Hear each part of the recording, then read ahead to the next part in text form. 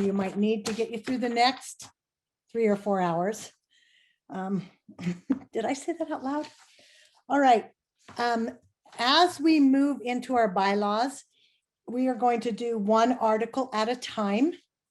And I really would like you to, if it's possible, and if it's not, that's okay, to limit to move to amendments and try and so that we can keep this moving and not get too weighed down, knowing full well that many of you had opportunity to listen to the other committees and you've had opportunity to read over these several times.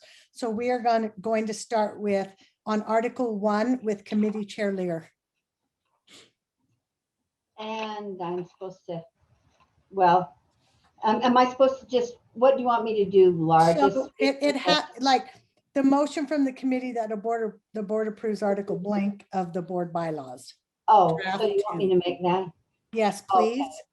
The motion from the committee is that the board approve Article 1 of the board bylaws as written. It'd be draft 2. Oh, draft 2, Article 1, draft 2 as written. Is that pretty close? Yeah, you don't even have to say as written, just draft 2. Okay. So Draft any questions to that? Point of order, Chair. It Yes. does say draft 3 at the top of the document we're looking at. Draft 3. You're right, Scott. Yep. Is that correct, Jeff? Yeah. Oh, sorry. Yes, it is correct. Draft 3, the only change from draft 2 is the addition of Appendix B that was part of the Standards Committee. Oh, thank you. Thank you. So there wasn't any difference that I was aware of. Okay, so thank you. So it is draft 3. Any discussion to that motion? Seeing none, please vote.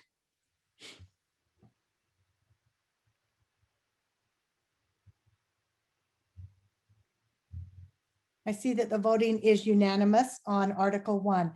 Thank you. Committee Chair Lear, Article 2.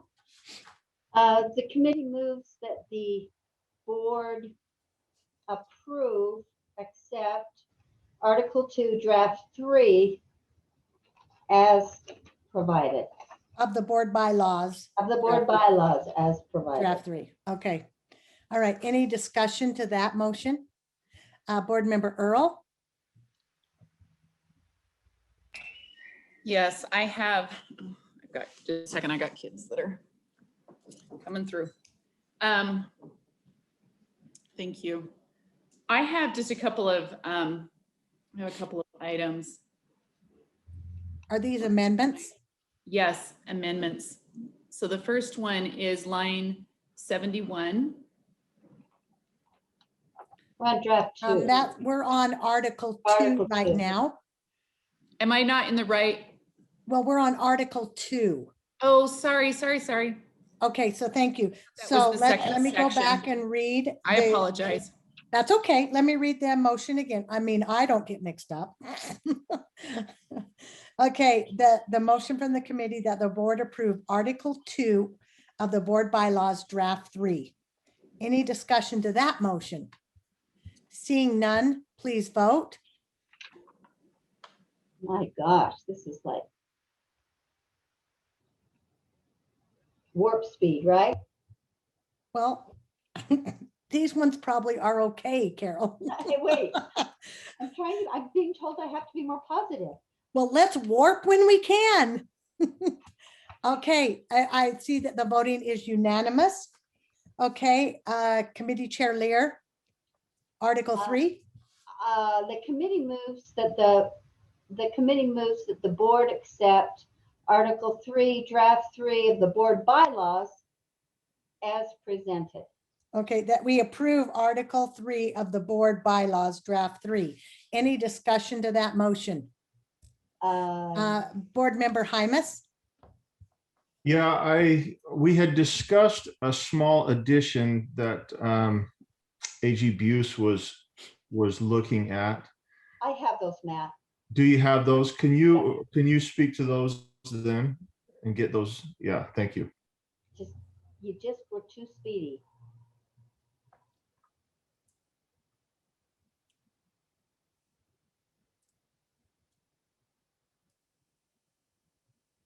Laura, unmute. I am not talking. I'm just waiting Oh. for you. Oh, I didn't know you called on me. Yes. Because I have the amendments that we worked on with AAG Buse. Do you want me to? Yes, Give let's get all of the amendments for Article Okay. 3 on the They're table. pretty straightforward. They have to do with making it clear when a public employee can, then how a public employee could be compensated. And you'll just have to trust me. Michelle did 2/3 of a page of research. Okay, so if you'll just tell us which line and what's being sorry. amended. You're right, sorry. Line 55 would say, the change would be rules would change to rule. And then it would say R477-6 compensation, capitalized.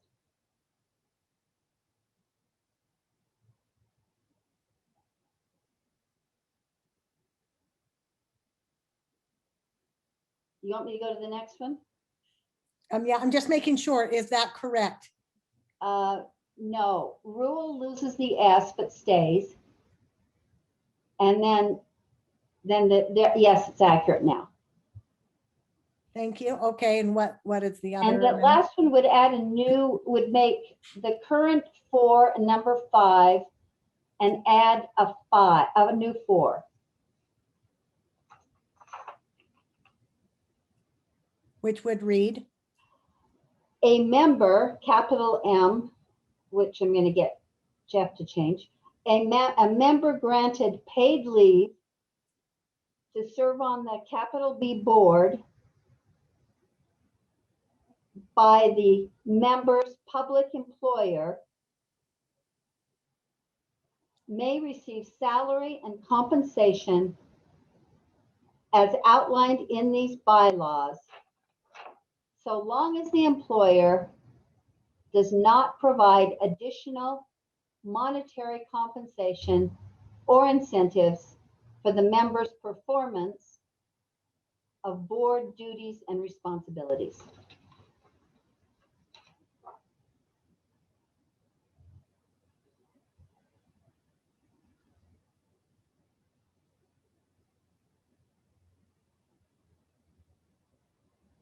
It's incentives on line 62 for the member's performance after this I'm pointing. For the member's performance of board duties and responsibilities. Okay, Yes. would you like to speak to these amendments? Yes.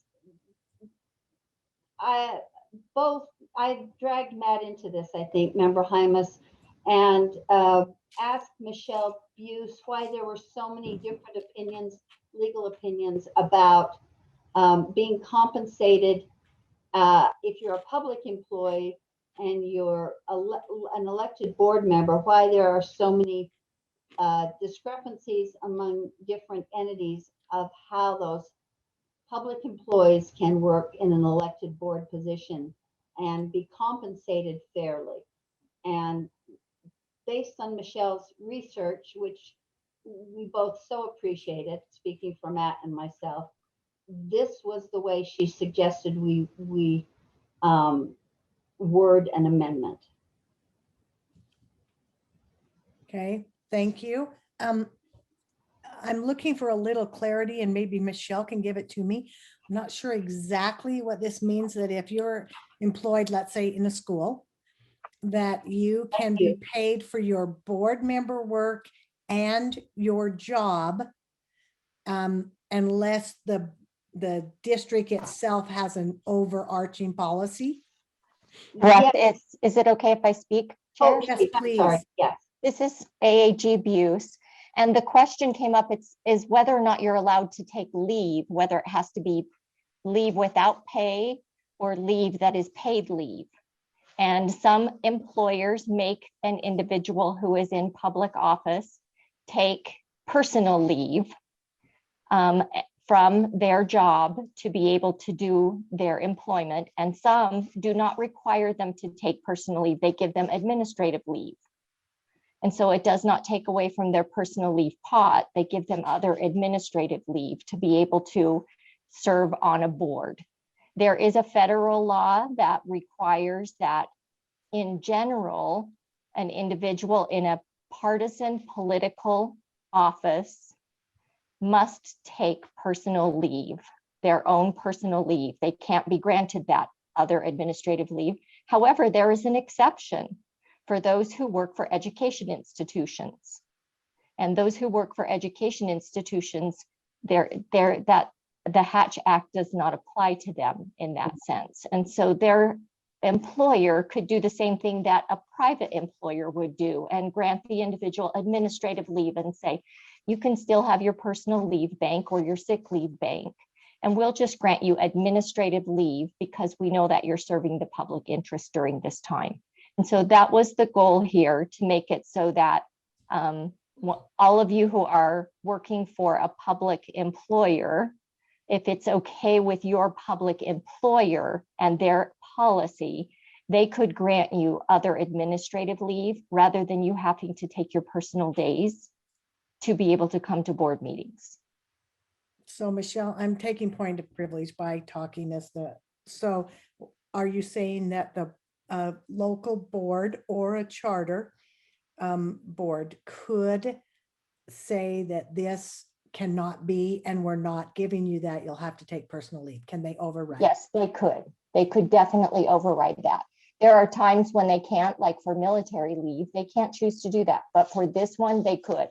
If they did not want to work with you as a teacher and they said, you know what, we just can't do that for you. You chose to run for office and you're just going to have to save up all of your personal leave and use up all of your personal leave through the year to take and serve in your public office. Your employer could actually do that. This bylaw does not trump the employer's policies. Okay, and I'm sorry, I'm trying to get clarification. Does this also mean your other outside assigned duties or this is for board meetings and committee meetings? I wrote it so that it was any time that you're compensated by the board, so that you're allowed, anytime that you're at a board meeting that you're being compensated for. Okay. So, and it does begin with a member granted paid leave. So it's up to their employer whether or not they get granted that paid leave. If their employer chooses not to grant them paid leave and tells them, you either have to take leave without pay or you have to take your personal leave, that's up to the employer and they can do that. Thank you, AAG Buse. Absolutely. Board Member Hanson.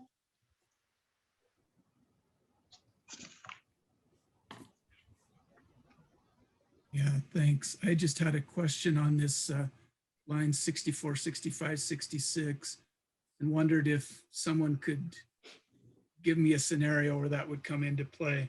It sounds like someone would apply for compensation and then No. would vote afterwards and say that that wasn't proper because we were breaking the Okay. rules. AAG Buse, do you want to respond? Sure.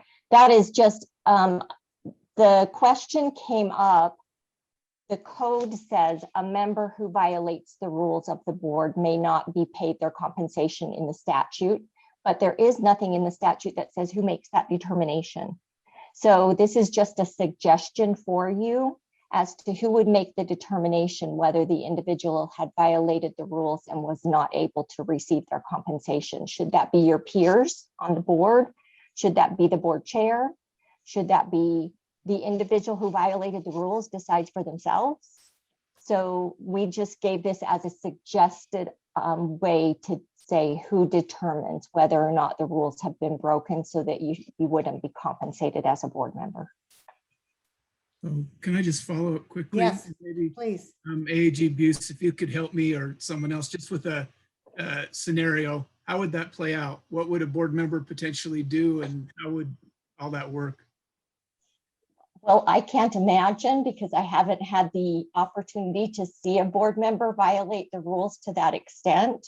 So any one of your bylaws, if a board member did, it would have to be discussed in closed meeting because it would be an issue about competence of an individual. So you would have to make that decision in closed meeting. And we would have to make that decision whether or not you did that by consensus and then came out and did a vote in open meeting. We've just never done it before. I've never had that experience before, sir. I wish that I could give you more information. I just have never had that experience. Okay, I understand it's in statute and so it should be in our bylaws, but I don't understand, not having experienced it, how that would play out. And I guess the board would decide whether, how much compensation would be withheld and all that once they determine that the rules have been broken. Is that correct? That's what I assume would happen. And I think that we'll have to answer some questions as they go if this ever does occur. Okay, let's hope it doesn't. Thanks. And Jeff, would you, or whoever's driving and writing, would somebody capitalize bylaws for me on line 61? So it doesn't keep bugging me. Now she's not bugged. Oh, All right. yeah, would that were true. Any more discussion to these amendments? Okay, we need to vote on the amendment. Oh, do we have a second on these amendments? Second. Hymas. Board Member Hymas, thank you. Okay, any more discussion to these amendments? I was a little behind there. Okay, seeing none, we're going to vote on the amendments, which are R77-6 compensation is added, and that the 4 becomes a 5, and a member granted paid leave to serve on the board by a public employer may receive salary and compensation as outlined in these bylaws, so long as the employer does not provide additional compensation or incentives for the member's performance of board duties and responsibilities. Board Member Hutchins? Sorry, just a quick question. Do we need to declare a conflict of interest if this might benefit us financially? You mean if you're employed by a public entity? Yeah. No, Okay, just I check. would say no, that this gives clarity to your position. I just wanted to ask the question. Thank you. AAG, Buse, do you have a different response than what I just gave? No, I don't. I think that this is what we've been going back and forth on over the years, and some have allowed it and some haven't allowed it. And the question arose when Member Hymas asked about it. And so I really agree that it's clarifying for you. It's not, we're going to change our practice. It's clarifying for those of you whose employers have offered this in the past as to whether or not it's allowed for private, those who are working for a private entity versus those with a public entity. Great, thank you. Thank you. I have one more clarifying question. So when you say public employer, it's not just schools. Is that correct, Michelle? That's correct, because in the Hatch Act, it talks about those who work for a public employer, a public entity in general. And so that's why I put not just schools, but all public employers. Thank you. I needed that. Okay, so the amendment is to add R277-6 compensation. And then in number 4, a member granted paid leave to serve on the board by a public employer may receive salary and compensation as outlined in these bylaws, so long as the employer does not provide additional compensation or incentives for the member's performance of board duties and responsibilities. Any more discussion?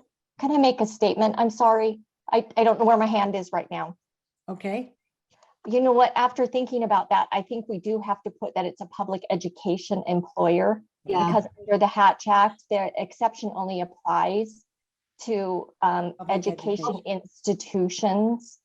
And so I do think that for public employers, it would have to be an education institution. For a private employer, it would be allowed, period.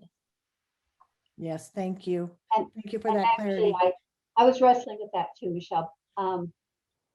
One more. Okay, Can you remove that section thing? Because none of the rest of them have the section deal. Thanks. okay, so the amendment is R277-6 compensation, and number 4, a member granted paid leave to serve on the board by a public education employer may receive salary and compensation as outlined in these bylaws, so long as the employer does not provide additional compensation or incentives for the member's performance of board duties and responsibilities. Let's vote on those additional amendments, the addition.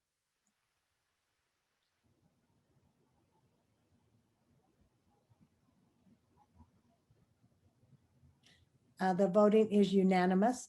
So now we're going to go back to the original motion, which is that, well, the amended motion is that the board approves Article 3 of the board bylaws, draft 3 as amended. Any discussion? Seeing none, please vote.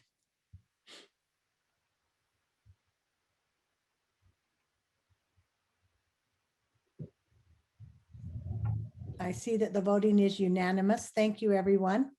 Okay, we're going on to Article 4. Board Member Lear, this is the motion from, I'll read it if it's already okay. The motion that the committee that the board approve Article 4 of the board bylaws draft 3. And I was just gonna say, the first part was the honeymoon, now we've got the marriage. Oh, yes, ma'am. Okay, so I would just like to remind everybody if we can just please stay with amendments inside of Article 4 and not talk about them until we get the amendments on here. So, or not go into too much detail. Okay, Board Member Moss. I ask a question, is it only amendments? Well, is Or it a motions. clarifying question? Clarifying question, perhaps a motion as well. I'm looking at section 2, Article 4, Sometimes it helps if you subsection, do the line Put a number. line. lines 77 through 80. And your question? So I understand the intent here, but I have concerns about free speech issues. And I'm also worried that when I identified my favorite teachers this morning, even though it was positive, I might actually be in violation of the proposed rule, because it basically says if you respecting the privacy. Wait a minute, you must be on a different one. No. You said Fine. 76 through 78? Point of order, we added stuff, so I think, didn't that change the line numbers? It's draft 3, you have to be looking at draft 3, Laura. Okay, yeah, we've got to, yes, it would have added some Okay. lines, Jeff. So am Dang I it. behind, or is It's this? on line 81. You're ahead. Okay, the one I have says May 4th. Is that old? Well, No, just from that's right. today, just You're from right. today's work. Got it. So Okay. thank you, Board Member Hart, for the clarity. Okay, so Board Member Moss, I guess we'll say if it's section and the subsection. So it's number 2 you're talking about. Subsection 2, right, currently 81 to 84. So my concern, I guess, broadly is I wonder on these whether we have had an opinion from our assistant AGs on some of these issues that go to core free speech questions. And there's a lot of thorny questions, whether board members have the same free speech rights as teachers. My understanding is it's slightly different, but I'm not the board's lawyer. I think there's a difference when you're speaking as an official versus when you're speaking privately, but in a public forum. There's just a lot of tricky questions there. The more specific question about this section is that when it talks about respecting the privacy of students, USB employees, or LEA employees, that we must respect privacy, including refraining from direct and indirect identification of such in any public setting, venue, or platform. I understand that's not intended to stop us from praising people by name, but the language would do exactly that. And that leads me to think we perhaps should request an opinion from our AAGs on a couple of these more delicate questions when we're talking about free speech and some of those issues. So I don't know if that's already been done and I missed it, but there are a couple of these where we might need some help in making these nice distinctions. No, Board Member Moss, I so appreciate that. Just so you know, the AAGs have been highly involved in doing this. However, there are always questions that may come up that we didn't address or they hadn't thought about or were given opportunity on. So I'm going to turn to AAG Buse and ask her what her thoughts are, if there's a way to delineate negative versus positive here, or then who's to determine negative and positive. Anyway, AAG Buse.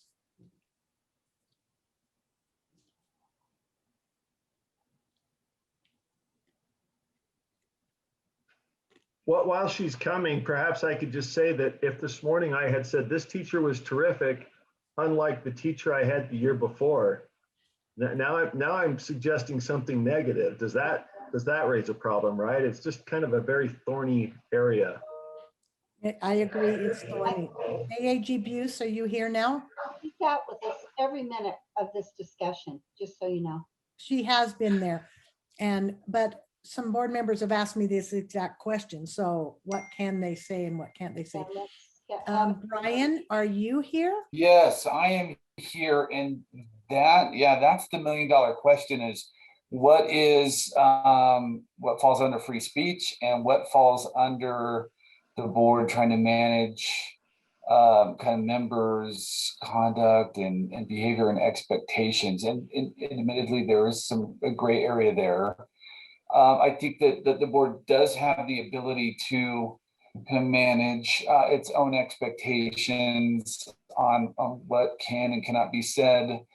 So is there something I guess specifically that someone can think of that might run afoul here of the proposed bylaw? Or is there a scenario that someone is thinking of that? I think board member Moss had a really good point, because this morning he talked about 3, maybe 4 different teachers that he had, and he named them. And is he in violation here at all, since he named them directly, not even indirectly? And would it have been different had he said that this rotten teacher I had made me realize this good teacher I had, okay, and called him out? Yeah, sure. Well, context, of course, matters. So if you're complimenting a former teacher, I don't think that you're going to run into trouble that way. But let's say member Moss is being critical of a former teacher. And I think just we certainly have a First Amendment right to be critical of people. That I think we all get that. But it's when you cross the line where it damages someone. And so I think of it in terms of kind of the defamation law. Board member Moss is familiar with that, where it potentially injures someone. And we can kind of talk about that a whole lot there. So, but I think this board can essentially regulate what crosses the line and what doesn't, as much as it can. And I guess maybe that's what we try to do. Well, I think he brings up a good point. AAG Buse, do you have something we could add here, that identification in a negative light? And I'm not sure what we can put. Well, I was just going to say, when we had this original discussion, I gave the example of how FERPA, the Family Educational Rights and Privacy Act, has similar restrictions. However, you're allowed to let people know that a student earned a scholarship or that a student won an award. And so what the Family Policy Compliance Office has said is those issues that an individual has a reasonable expectation of privacy about. So having those negative things said about them is something that an individual would expect would be handled administratively through channels like disciplinary action at the district. It's not something that a reasonable person would expect to be comfortable with you publicizing. So that was the discussion that we had. Not that I have specific language to fix it for you. Perhaps board member Moss has language to fix that, but the idea behind it is those issues that an individual would have an expectation would be handled privately. Board member Moss, did you have language? I didn't. My suggestion was, I think there are at least 3 issues here. Are you speaking in your public capacity or private? Are you in a public forum or in a private forum? If you're speaking negatively, does it cause that kind of injury that's recognized as inappropriate, defamation, that kind of stuff? I just think it's difficult. We don't have carte blanche ability to craft our own response. We operate under the law as a government body, and we're restricted by case law. My thought is it might be really helpful just to have a 1-pager of Utah and American and US law that says, here's how the First Amendment applies to board members when they're speaking on issues of public education policy, and whether that affects somebody.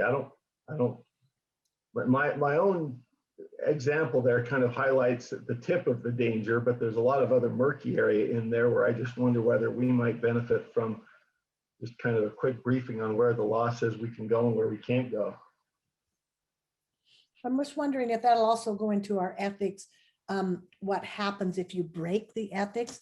So Board Member Moss, just keep your hand up. I'm just going to go to the others and see if they can give us a little more clarity, if you're okay with that. I'm lowering it. Thank you. I don't want Okay, to thank you. monopolize. Thank you. Board Member Hanson, then Board Member Earl, then Board Member Hutchins, then Board Member Lear. Yeah, hi. My first question was on this same area. And I think that the current language is really troublesome because it includes USB staff, and we identify all of them when we're talking in these public board meetings. We call on them by name, we ask them for help, we recognize them in a positive way as well. So I think that if we're going to keep that language, it needs to say something to the effect of, let's see, including refraining from direct and indirect identification of such in a negative light in any public setting, venue, or platform where they have a reasonable expectation of privacy. I think that we'd have to add that kind of language. And I don't believe that we're talking about adherence to the law here. I think we're talking about, this is a board code of ethics that we're making. So it goes beyond maybe the law. This is our bylaws. But I do think without those two ads that I couldn't support that language because it's way too broad. We say people's names all the time, and in the good ways, or just in facilitating our conversations and discussions. So Board Member Hanson, are you making that as an amendment, the green sections here? Sure, I'll propose that as an amendment to, Okay, we're making all the amendments at once, and we'll get a second on all of the green in this section when we're done. okay, that If sounds that's good. I okay. have a couple more on this section, if that's, you want me just to continue? Okay, why don't you do one more, and then we'll let someone else, and then we'll come back. So don't take your hand down. Okay. The next one, number 3, I think it says members shall not act in a manner that may cause legal harm or risk to the board as determined by the board's legal counsel. I don't think that the board's legal counsel, that authority should rest with them. I think it should be as determined by board leadership or the board chair. I believe board leadership would probably be appropriate in consultation with the board's legal counsel. Is that an amendment you're making? That is a proposal for an amendment.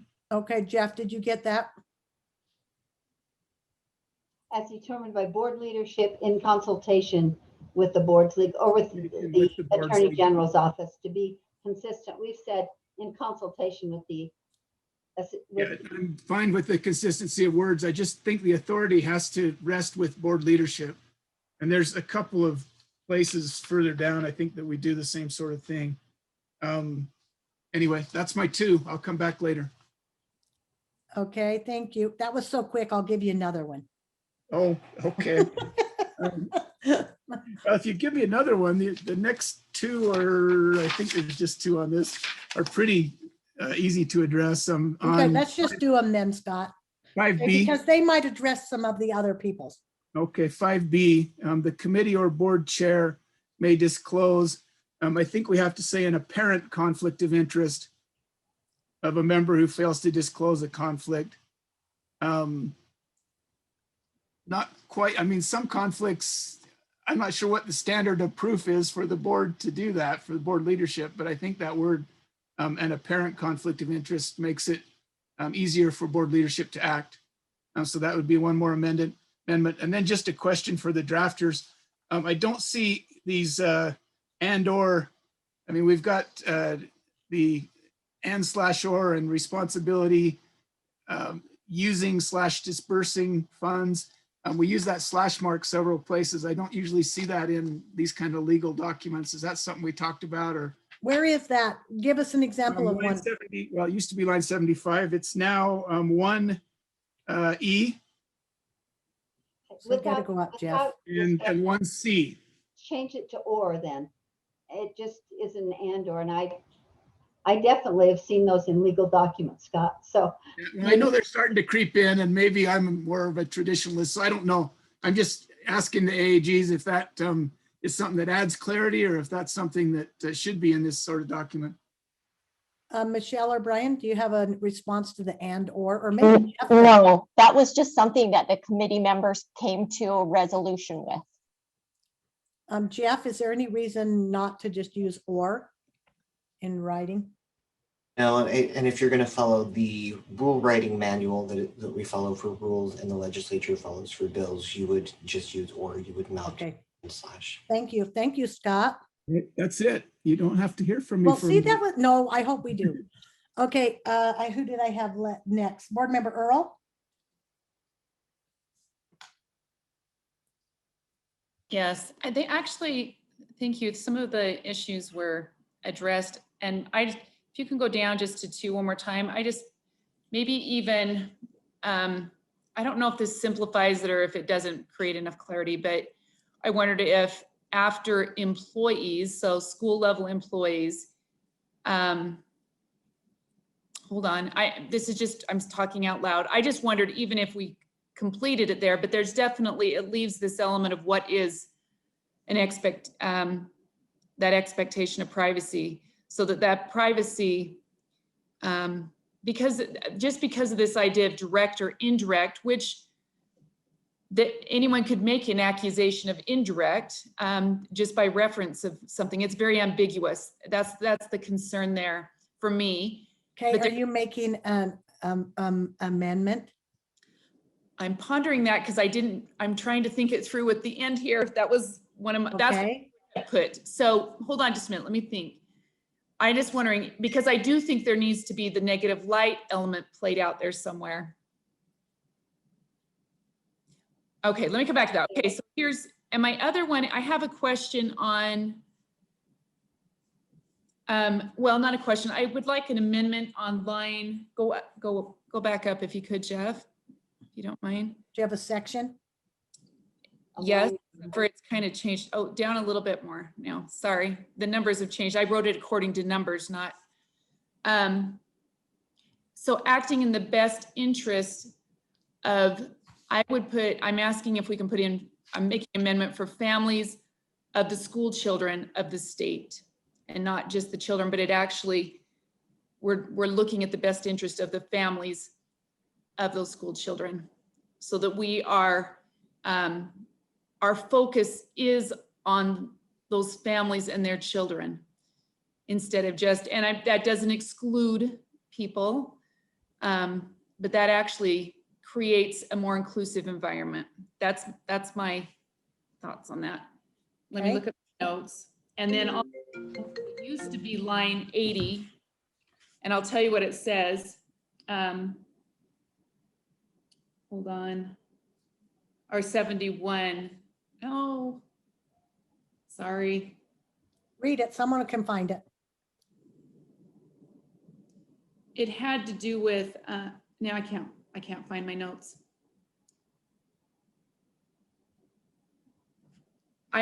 Come back to me in a minute, so we're not delaying in time. Let me just find my notes real quick here. Okay. Board Member Hutchins? Laura, I was next. No. I got Earl Hutchins Lear. I'm good. And her hand is down, so it's you, Carol. Good grief, I've been so patient. You have. I know. First of all, you've missed a dispersing, that if you're going to put those ors in, using or dispersing on line 79, and then we got rid of safeguarding, protecting and responsibly using or dispersing. And let me speak to this families of school children. Line 73, the Constitution, the Utah Constitution, Article 10, makes the state board responsible for the public education system. And that is the children of the state. And it doesn't preclude the families, but our primary responsibility is to the school children of the state. And I'm all for families, Jenny, but sometimes families are not our primary focus in teaching children or helping children. And so I really object to that, and I would not vote for families of the school children. Okay, now that we have an objection to that amendment, we'll make sure we vote that one individually before we do the whole collection. Okay, and I think we have to do that, otherwise we'll be here all night. Oh, I'm fine. I thought you were saying something snide like I would, but that's. No. That's fine. Okay, I really, all the others, Scott's are fine. I can make the same arguments again that Michelle made and that we made in the discussion, that using the FERPA construct, which is a reasonable construct for a school bylaw discussion, putting people in a positive light is not a violation of privacy. I could also make the argument that USBE employees, in being public employees, have to expect a certain amount of identification in a public board meeting because they've chosen that role. So putting in a negative light is I think unnecessary, but I also don't object to it because a positive light wouldn't be a violation of privacy in everything I've read and done for 40 years. So thank you. but Mr. Michelle, Moss is do right. you, Michelle, oh, sorry, No, Michelle, that's do you have actually something okay. else? Michelle, Brian are the attorneys for the board, so they should speak to that. But we actually considered that, we had that in our discussion. So Yeah, I appreciate that. that's fine. No, I appreciate that. don't think anyone has argued that on the other side. I think so we're just going to keep going with it. Board Member Earl? Oh. Yes. So if you can go back up just a little bit again. It's the private interest. So using powers or resources of public office to promote the public interest rather than for personal gain or to pursue private interests. I guess I want clarification on this because that seems to be very subjective as to whether, how do you measure that kind of a thing? I'm just wondering if someone has an answer for that. I would, if my amendment would be to end after personal gain. I There can a significant reason for that? Carol, do you have a question? Sorry. I mean, a No, comment? I'm just gonna speak to what we meant, what the Okay. committee discussion was to that point. Thank you, Carol.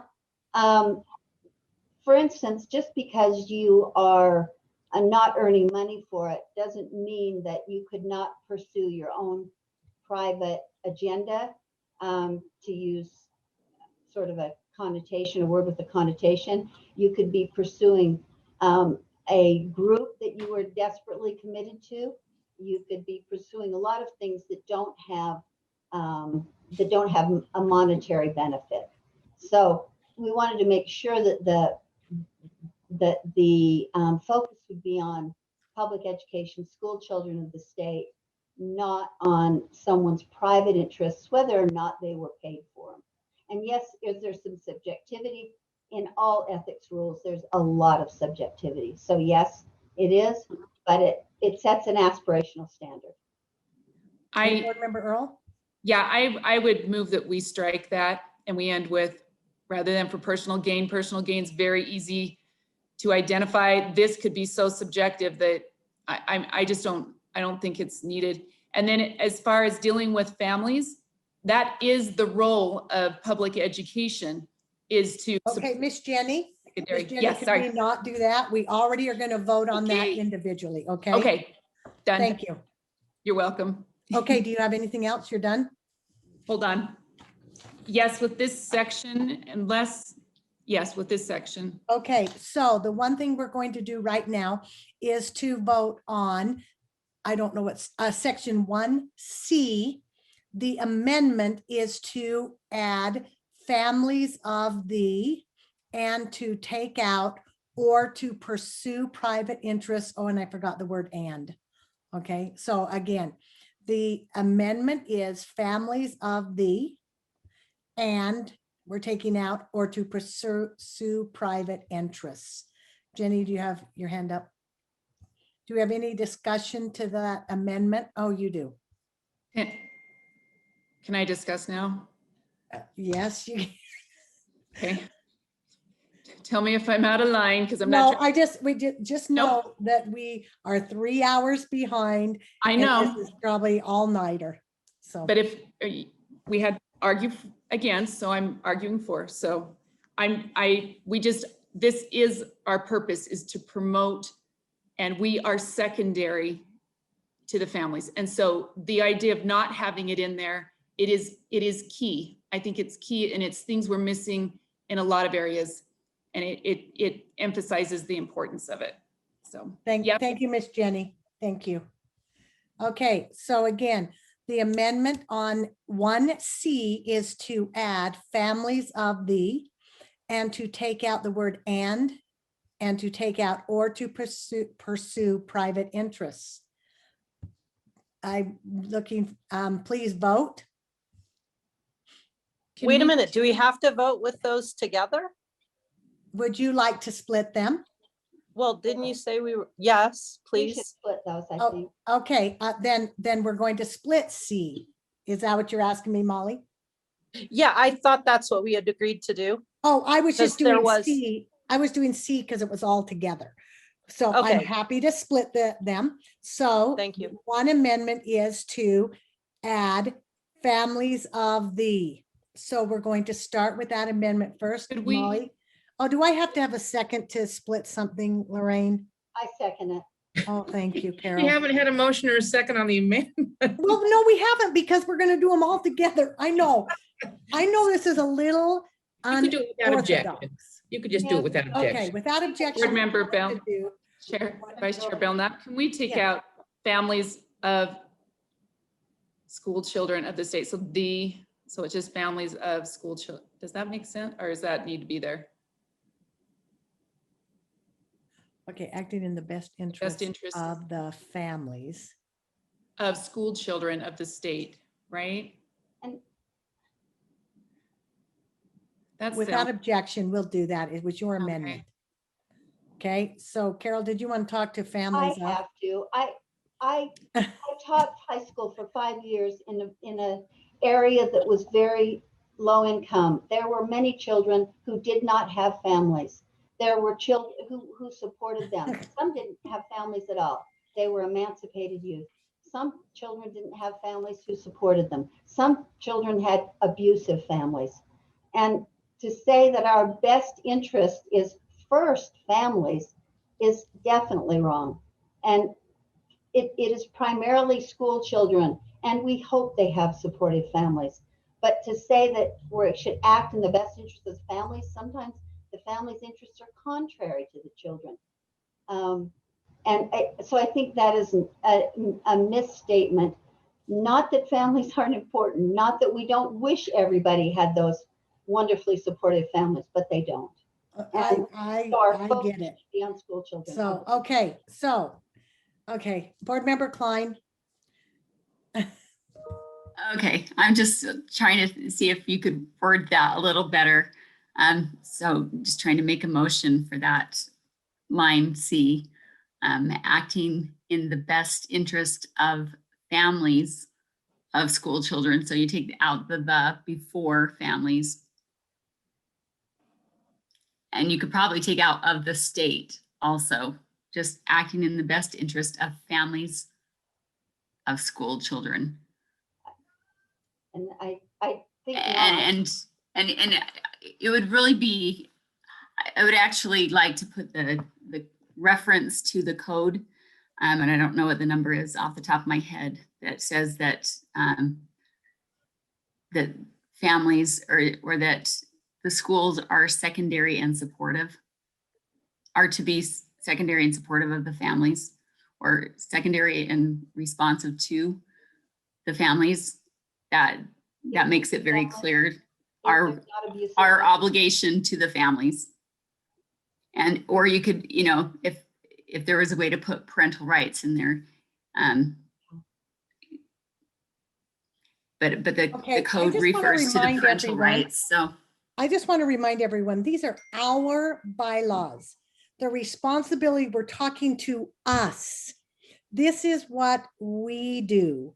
And so I just want us to remember, and the ramifications for not doing this, we decide what those ramifications are of these as well.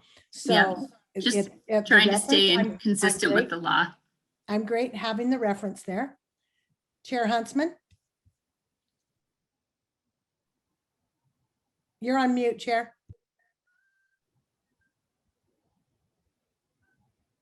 Are we ever going to vote? Because it seems like when there's a little bit of debate and it's like, okay, let's beef up our argument here and there. And these are, like you say, these are just our bylaws. We still have to obey all of the laws that are in the state. Now we're wanting to include laws wherever we can. And maybe there's a law that we should have on every sentence on this also. I don't know, but eventually I'd like to start voting. And I know you're chairing, but. Oh, I'm trying really hard, but I want to have, No, I want people to have if opportunity. we're following Robert's rules or anything like that, I'll make a motion. Well, Chair, don't make a motion because I'm thinking that I'm just going to go on to And I vote won't. here. I mean, we're not going to get done. No. And I think it's important that we need to spend time, but we've also had opportunity to hear this in every committee that you could listen to, have to listen to them. So, and I know that we still need cleanup. I do And know if I that. may also speak, this has been posted for some time, and there was opportunity for every board member to reach out to our AAGs and others as they're putting together proposed amendments also, and we're just in the beginning of this. So okay, I won't make a motion. I think we you. can go ahead. Board Member Klein's hand is down. So right now we are voting on this amendment to take out the, add families of, and take out of the state and put in the code 53E-2-302. So that is the amendment on the table. Please vote. Laura, I'm a no. This is Brent. Thank you, Brent.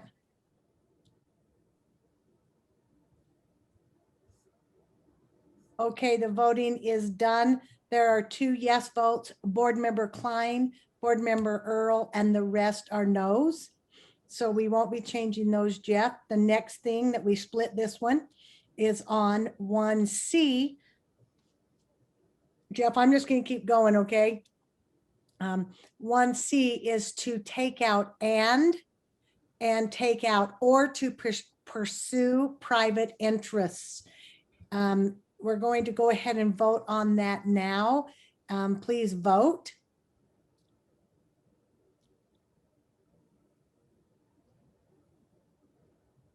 No for me.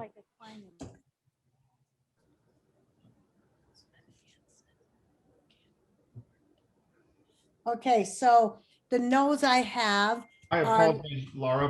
Mine was supposed to be a no. Okay, so I'm going to do this.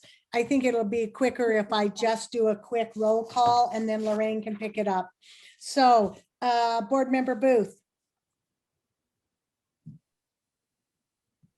Board Member Booth. No. No. Board Member Cannon. No. Board Member Klein. Yes. Board Member Davis. Board Member Davis. We might have lost her. Oh, yeah, I think she's gone right now, Lorraine. Family thing or something. Board Member Earl. Yes. Board Member Hanson. No. Board Member Hart. No. Board Member Huntsman. No. Sorry, Chair. Board Member Hymas. No. Board Member Lear. No. Board Member Moss. Yes. Board Member Norton. No. Board Member Straight. No. Board Member Hutchings. No. Okay, Lorraine, you got that. That did not pass. Okay, so we are now, I didn't have objections on any of the other sections in section 4. If there were some other objections, we probably needed to hear those. So now we are going to go, Board Member Moss.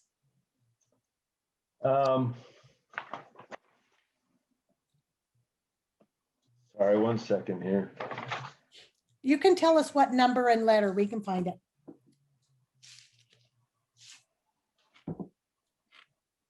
I'm just trying to make sure it's part of 4. I was looking at 11B, member conflict of interest. Am I still in section 4 there? I think I am. Yes.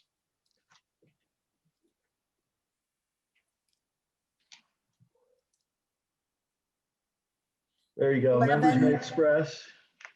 11D? No, you've got it there. 11, I'm sorry. Let's see. No, 12. It was renumbered as 12B? 12. 12B, you got it. Members may express personal opinions. Right. So, again, I look at this as something that can be enforced, right? And so if we are requiring all of us to state at the outset of our comments on any public education issue at penalty of, you know, some sort of discipline, I think the original should is better. So I guess my motion is to retain should rather than shall. I don't think that's something that we can enforce. I think it's an aspiration, but these are enforceable bylaws. And yeah, it's just impossible in every conversation to say, or every comment on a Facebook post, which frankly I don't do much, but I think that's too high of a standard to say shall have that disclaimer. Okay, does anyone have any thoughts on that, or are we okay to, oh, we do. Yes, Board Member Lear? Of course, I do.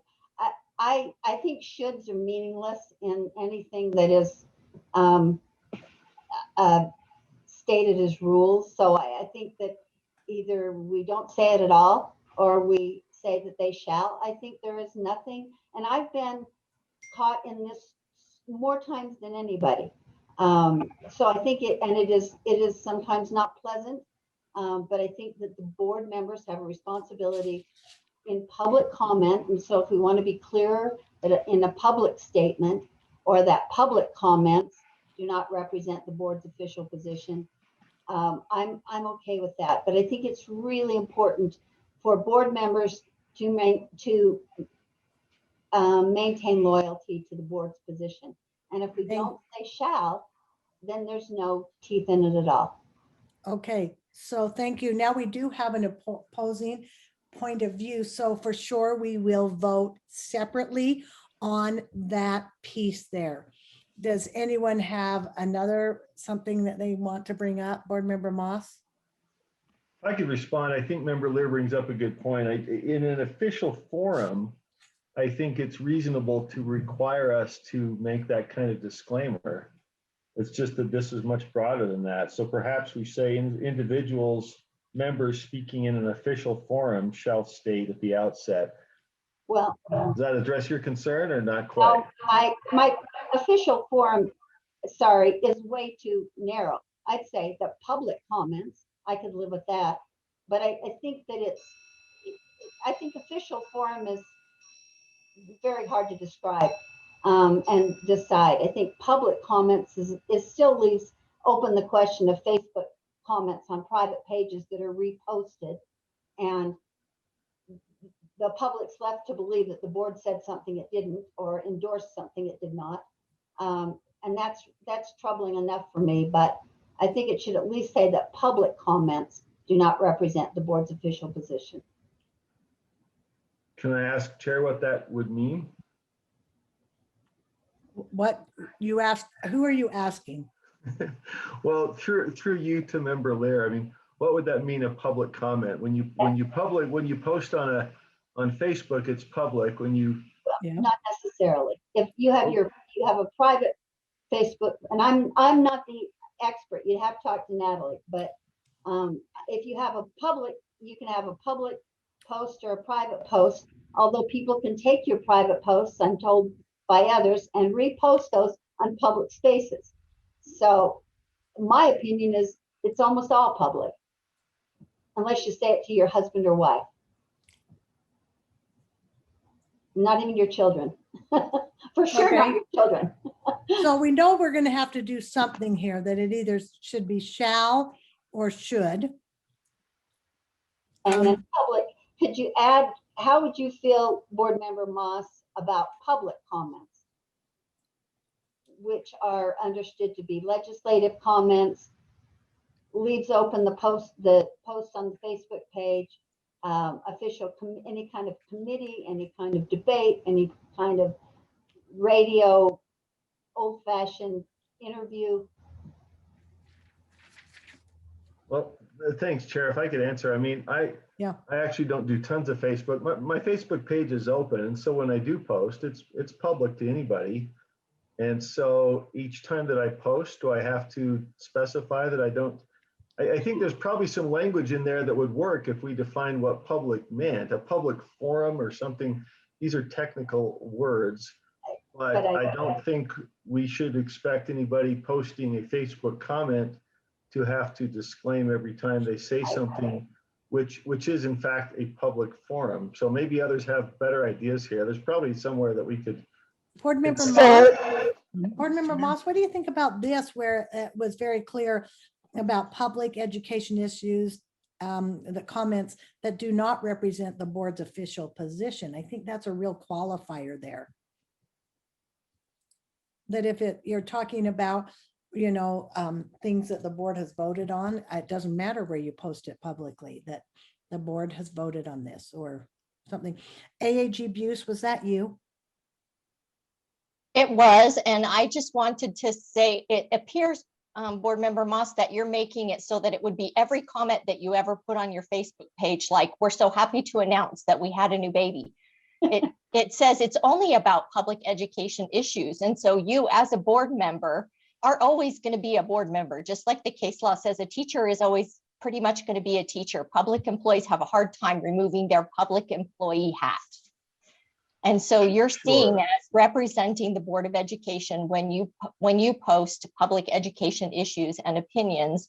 And so it's just asking politely as a fellow board member to please make sure that you let people know that when you put your own personal educational issue opinion out there, that it's not all of our opinion as board members.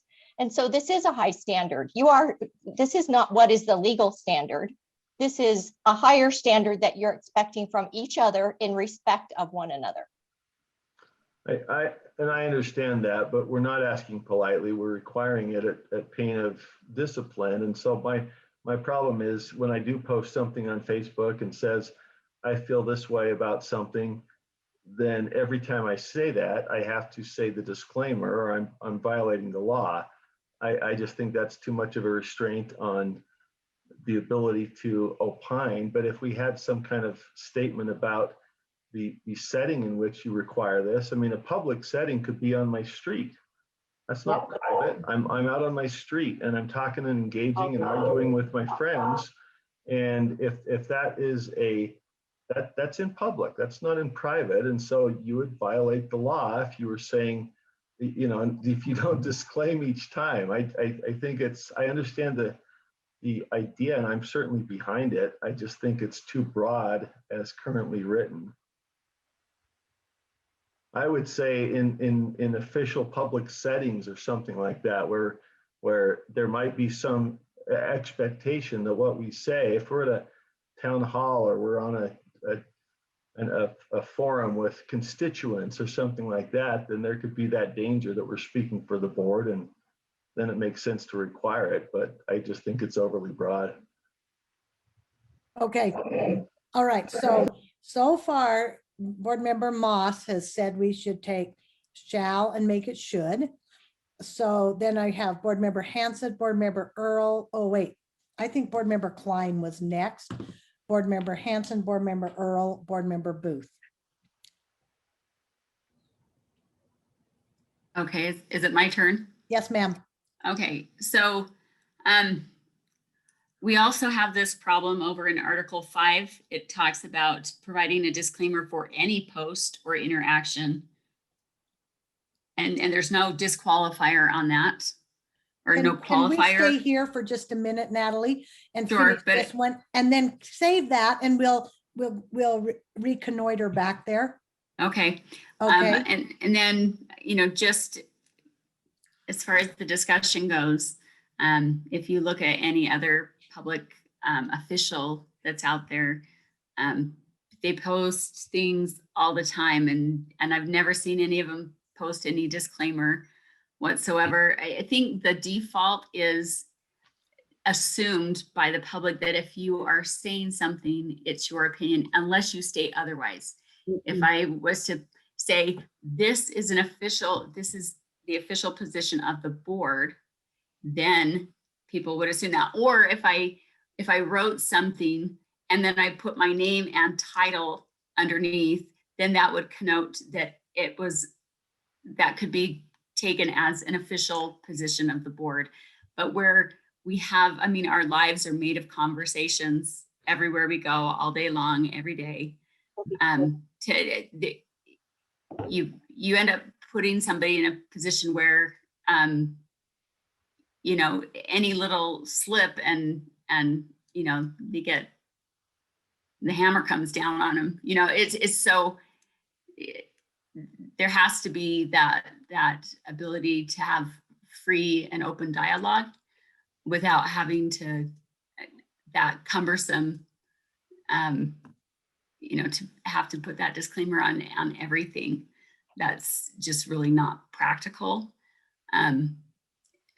So truly the default assumption from the public is that when you say something, unless you are saying it in an official capacity or on an official forum, or, you know, your board website, or I mean, even people's campaign websites, they don't say that. It's just, they just assume these are your opinions and beliefs, unless you say otherwise, unless you say this is, you know, this was the official vote at the legislature, or this is the official vote of the board.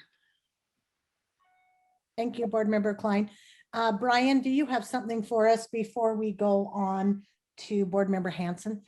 Yeah, I would just suggest adding the words social media after, it should state at the outset of there. So then it'd be social media comments, because it seems like all the controversies that this provision is intended to address have arisen in the world of social media. And that might give some narrowness here that Member Moss was interested in and some others were interested in. Otherwise, I'm not aware of any other context that the controversies have arisen in outside of social media.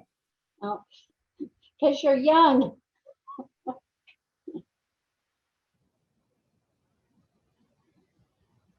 Okay, I don't know if that, we'll probably talk about this a little more, Brian, because I don't know if that solves what is being discussed. Board Member Hanson? Yeah, Chair, I appreciate the opportunity. And you know that we had these same sort of discussions as we went through Article 5 in standards and assessment. We actually looked for some advice from the AGs. We got some information. We were going to gather some more information about how this might be done or controlled in other similar settings.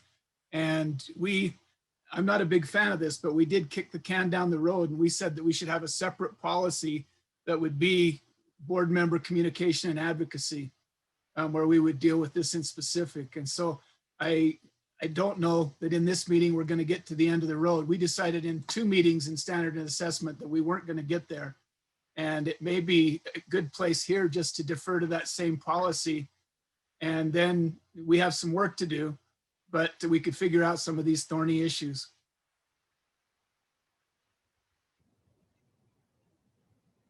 So if I heard you correctly, you're asking me to kick the can down the road. Is that what I heard? I already kicked it down the road a little bit on another one, and you could just give it another kick. I hate to do that, but I don't see us getting to a good solution without a lot more research and maybe a template from some other similar situation that we can look to and see what's being done that's reasonable. Okay. All right. Now the next person up is Board Member Earl. I guess maybe just what Board Member Hanson said, that I just as a point of order, I actually thought there was a whole section here that was going to be put in policy, and that was part of that section into a different policy. And so I was a little surprised we're actually even going through it. There was a whole section of pink. And is that just part of the motion? Am I understanding that, Board Member Hanson? there was a whole page and a half, 2 pages that we were gonna recommend for policy, so. In your That- section, and that's in your section, not in. Yeah. Yeah, these Yeah. are overlapping sections, and I think Oh, okay. when we looked at it, we said that we were going to deal with it in a cursory manner, I guess, in the bylaws, and then refer to the detail in a policy.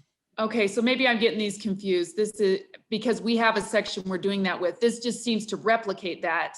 Yep, it touches on the same that? thing. Our section is Okay. board advocacy and communication. Yeah, sorry, I'm getting these confused because some of this is so repetitious. It's the So- same thing. Yes. Let's see. Board Member Booth? I'm good, thank you. Okay, thank you. Board Member Hart? Just skip me, please. Okay. Board Member Lear? I could support putting this in a policy. Except as I've said, I'm not a fan of policies. There are no consequences. They are not a public statement the same way bylaws are. I don't know that that you would want to build something as important to as this, relegate it to a policy. I think it should be, we're elected members of the State Board of Education. If we, and some of the board members do, but if we want to continue to go down the road of being appointed by the governor, this is going down that road. Let's just put everything in a policy and say everything should be so, because that would make a board member a lot less of an important public official. And I think if we don't take it seriously, the public won't, and will take it less seriously even than they do. So I think it's pretty important to have a statement about public officials making it. I don't see it as an imposition to say, I'm not speaking for the board. That's about what, 5 or 6 words. I don't see that as an imposition. I don't see it as wrong in anything that you would think, and are on the side of caution. If you would think that you're in a public setting and you know that's not talking to your neighbor on the street, you know that's not talking in your home, but it is in every kind of public context. And I believe in holding ourselves to a high bar of saying this is my opinion versus this is the board's opinion. And I think we are diluting our own autonomy as a board by failing to take responsibility for the board's position. Thank you. Board Member Hart? Yeah, I think it's really important that we keep in mind the ethics that we hold our teachers to as well. It is a misnomer to think that you can ever shed your teacher educator hat or persona. There are many things that I cannot do in public without repercussion. There are many things I cannot post on a personal or public Facebook page. I do not feel comfortable holding myself to a lower standard than I hold teachers to as a member of the State Board of Education. We cannot shed our responsibility